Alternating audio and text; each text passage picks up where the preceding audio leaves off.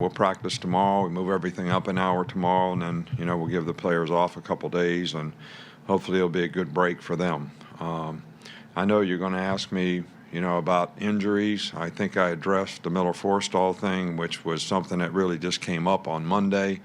That was really unexpected. But he is doing well.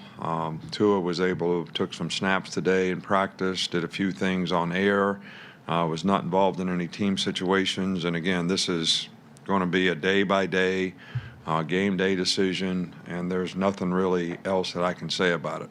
I can tell you that his mentality has been really good in terms of how he's working, the things that he's doing, and how he's progressing, and his attitude toward trying to get back on the field and trying to progress. So that's always a good sign.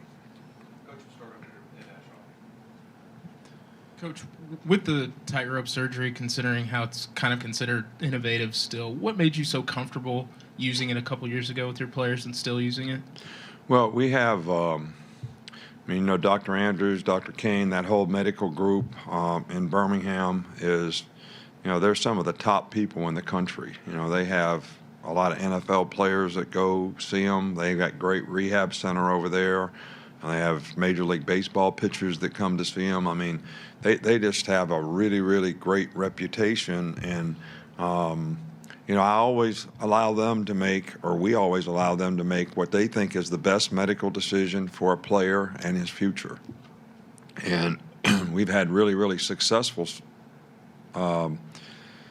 we've had a lot of success with this surgery in the past. I think maybe Cam Robinson might have been one of the first guys to get it probably 3 or 4 years ago. I mean, he got a high ankle sprain in a Tennessee game and played LSU in 2 weeks, and, he played every play in the game. So a little different for an offensive lineman as it might be for a skill guy. But it really has enhanced the ability of our guys to come back, and they haven't had any issues or problems in the future. So, I mean, it's amazing to me all the things that they can do in medicine now that I know back when I played, none of these things were available. Are you surprised that some guys have been able to come back as fast as they have from these injuries? Yeah, but, this is a ligament issue. The two bones where they come together in your ankle, there's a ligament that holds them together, and that stretches. So when you tie it together, the ligament actually has a chance to heal, because one of the biggest issues is it's a rotation injury. So every time you turn a little bit on your foot, all right, those bones move, so it affects healing. So if you hold the bones together, the healing process is much quicker. So that's the way I understand it. I'm no doctor, but I only know that our guys have responded fairly well to the surgery in the past. Y'all have used offensive linemen in different ways this year, the unbalanced lines, and using Chris Owens and Kendall Randolph as a tight end. What do you think the offense gains from using offensive linemen in different ways like that? Well, I think to make certain plays effective in your offense, you have to have the ability to block the edge. I call it the C area, which may not mean much to you guys, but, the third spot away from the center. So there's a couple ways you can do it. If you got a big old tight end that's a good blocker, he can do it. If you run tackle over and put an extra tackle over there, there's another way to do it. Or you can just take some of those guys and put them in a position so you don't have to move anybody else around, so you're not changing what they have to do. Now, a guy's got to be fairly athletic to do it. With both of the guys that have been able to do it for us this year are. So it's been somewhat effective for us. Back over to Charlie. What does it mean to have both Terrell Lewis and Trayvon Diggs producing like they are, given that they weren't on the field for you guys this time last year? Well, when those guys have been on the field, whenever it's been, they've done extremely well. Both guys have had a little bad luck with, injuries, through their career. And, hopefully both guys will be able to stay healthy, to finish this year. They're both playing well. They both make plays. They're playmaker-type guys. And the more guys you have like that, it's like three-point shooters in basketball. When you got them, they make a lot of threes. When you have playmaker type guys, they make a lot of plays, whether it's batted balls, pressuring the quarterback, knocking balls down, tackling guys, reacting quickly to plays that helps them recover in certain situations. So, and both these guys have certainly demonstrated ability to do that. What has been your impression of Joseph Bolibus the last few games, and what is the outlook for Will Reichert moving forward? Joe probably kicked as well in this last game. When you look at the whole body of work, hit the ball well, got it up quickly on extra points, field goals. Kicked off with good direction, and I did what we asked him to do in that regard. So, we're encouraged that he is doing well, and hopefully his confidence will continue to improve, and that will help him continue with his consistency, as a kicker. Will Reichert, I can't tell you. This has been a very frustrating injury for him and for us. And he had 2 or 3 weeks where we thought he was ready to come back, and then he had a setback. So we're going to be really cautious with how we bring him back, this time around. Stay on that side with Billy. When you're evaluating a player, coming back from an injury and whether they're going to be able to play, kind of like in Tua's case, how much consideration do you give, I guess specifically with him, to within 6 months, he may be very top NFL pick, and just sort of, is that at all part of the equation for you in making an evaluation? Well, I wouldn't care whether a guy was a first-round pick or had no future as a player. I would never put a player at risk if the medical staff, the player himself, and everybody involved in the organization didn't think the guy was capable of going out there and doing his job at a high level. It wouldn't create any value for him, and it certainly wouldn't help us. And we certainly don't want to put anybody at risk.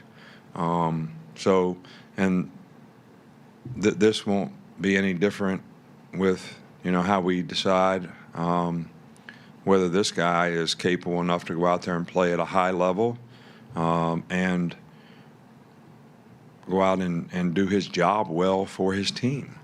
And I know he'll want to play, but the big thing that I always ask a player, and I tell him, I know you want to play. Tell me, can you go do your job? Can you move? Can you be effective in what you're doing? Because if you can't, you're really not helping yourself, and you're really not helping the team. So I always ask the player, even after Doc says he's ready to go, what they think. Because I think that means a lot. It means a lot to a player. The old Joe Namath story when Coach Bryant went and said, how you feel? And he said, it hurts. And he said, Coach Bryant said, it's all in your head. And Joe said, it still hurts. So it does make a difference, what a guy thinks, what his confidence level is. And nobody really knows that except the player. Are there some, just to your point about whether it's somebody with no pro prospects or very good ones, are there, is it how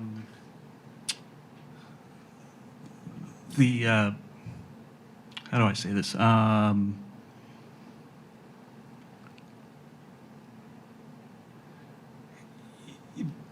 There could be something where maybe it's something that could lead to a chronic thing, not necessarily doesn't show. Well, up, I don't really know that that's the type of injury that he has. There's no history of that in this injury. But I think to get to your point is, look, we've had a lot of players around here that have gone and done extremely well in the NFL and been high draft picks. But I guess the question would be, did they create value for themselves by being great competitors, always making choices and decisions that were best for their team, always making choices and decisions that were best for themselves in terms of what they could do to contribute to creating value to their team? And, people still value guys that want to always make the right decision about what they do. I know when I was the 8 years I was in the league, people always said the warrior mentality. This guy's really tough. He plays hard. He can play, and things don't bother him. He's not going to be on the sidelines if he gets a little nicked up or whatever. So I'm not saying every player is capable of that, and I'm not saying every player is like that. All right, but the question is what really creates value for you? If you can't go out there and play with any consistency and you don't have durability as a player, is that a positive or a negative? All right, so, there's another side of that to look at. Now, I don't really try to promote that with the players, all right, but I'm just saying there is another side to all this, that if you're capable of playing and you choose not to play, is that a good thing or a bad thing? Because I think everybody still – look, we get asked a million questions about our players. They ask our players a million questions when they go to the combine. And if they ever have any issue, I don't care what it is, any issue at all, they're looking for reasons not to pick the player. So they're going to ask them about that. And the player better have a good explanation for it. All right, so Tua has always done everything around here that he can actually do to help the team. And he's always made great choices and decisions. He's smart, he's bright, and I don't think that he would put himself in a position, nor would we want to put himself in a position where what he does moving forward would have any effect on his future. Two more quick ones, Brooks, and then Cecil.